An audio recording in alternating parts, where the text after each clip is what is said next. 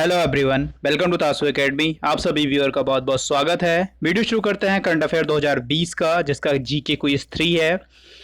और GK quiz में एक आपसे प्रश्न पूछा जाता है जिसका आंसर आपको कमेंट बॉक्स में देना होता है और इसका आंसर हम अगले पार्ट में डिस्कस करते हैं। तो चलिए शुरू करते हैं वीडियो।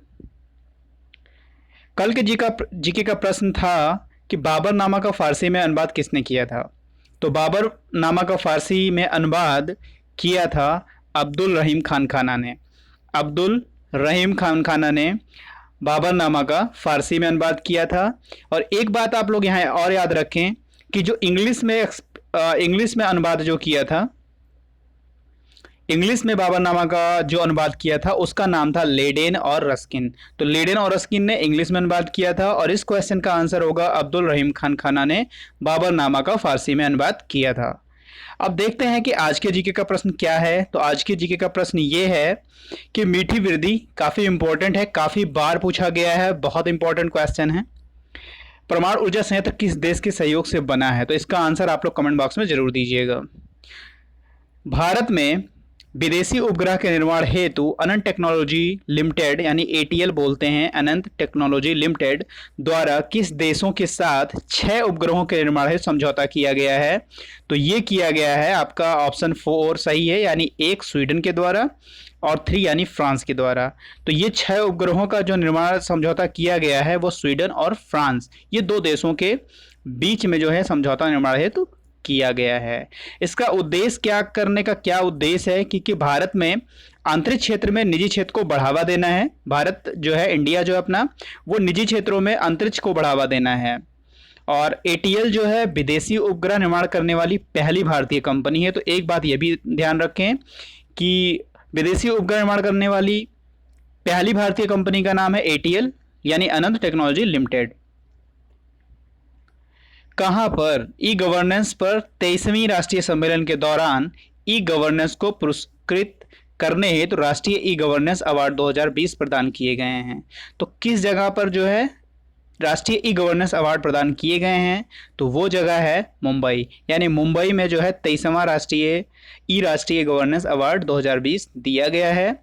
और इसमें जो है भारतीय प्रधानमंत्री जन आरोग्य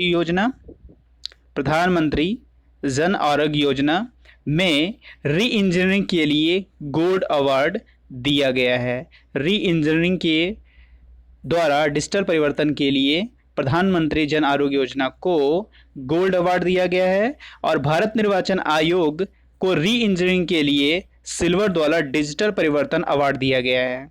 तो ये 2 चीज़ें दी गई हैं। पर्यटन मंत्रालय भारत सरकार ने कहां पर भारत पर्व का आयोजन किया है?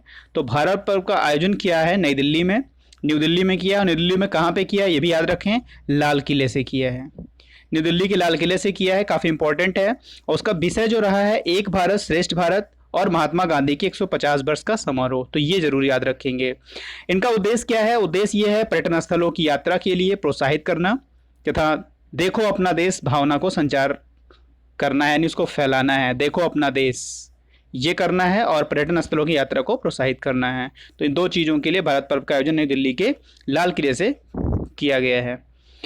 भारत के भौगोलिक संकेतक यानी जीआई बोलते हैं, जीआई टैग शिल्प और विरासत को बढ़ावा देने के लिए वस्त्र मंत्रालय ने देश में कहां पर कला कुंभ हस्तशिल्प विषयक प्रदर्शनी आयोजित करेगा?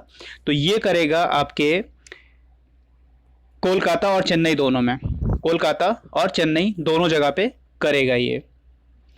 फरवरी 2020 में बेंगलुरु और मुंबई में होना था, लेकिन जीआई टैग का उपयोग होता कहाँ पे है ये भी याद रखें, उन हस्तशिल्प पर होता है जो किसी भौगोलिक क्षेत्र या मूल स्थान से जुड़े होते हैं, तो उन पे होता है। और अगस्त 2019 में 178 जीआई हस्तशिल्प उत्पादों को पंजीकृत किया जा चुका गया है। 178 ये भी याद रखें। विश्व भाषा डेटाबेस द्वारा जारी नवीनतम रिपोर्ट के अनुसार हिंदी विश्व में बोली जाने वाली कितने नंबर की भाषा बन गई है? काफ़ी इंपॉर्टेंट क्वेश्चन है, इसे भी याद रखें। तो ये जान लीजिए कि 3rd नंबर की पूरे विश्व में अब हिंदी बोली जाने वाली भाषा 3रे नंबर पे है। तो पहले नंबर पे कौन सी भाषा है? तो पहले नंबर पे है इंग्लिश यानी अंग्रेजी भाषा, दूसरे पे है चीनी भाषा मंदारिन और तीसरे पे अब है हमारी भारत की हिंदी राजभाषा। बंगला को 7वीं सर्वाधिक बोली जाने वाली भाषा का दर्जा दिया गया है, यानी बांग्ला जो है वो 7वीं भाषा दिया गया है। और कुल 61 करोड़ 50 लाख लोग पूरे विश्व में हिंदी बोलते हैं। 61 करोड़ 50 लाख। केंद्रीय मंत्रिमंडल ने भारत सरकार के प्रमुख वैज्ञानिक सलाहकार के अध्ययन में कितने सदस्यीय अधिकार प्राप्त प्रौद्योगिकी समूह के गठन को मंजूरी दी है? तो ये टोटल दिया है इन्होंने 12 सदस्यीय गठन को मंजूरी दिया गया है। तो ये थे आपके मोस्ट इंपॉर्टेंट करंट के क्वेश्चन जो आपके आने वाले एग्जाम के लिए काफ़ी इंपॉर्टेंट हैं। सो प्लीज़ फ्रेंड्स, चैनल को सब्सक्राइब जरूर करिएगा, बेल आइकन दबाना ना भूलिएगा। मिलता है नेक्स्ट वीडियो में। God bless you to all.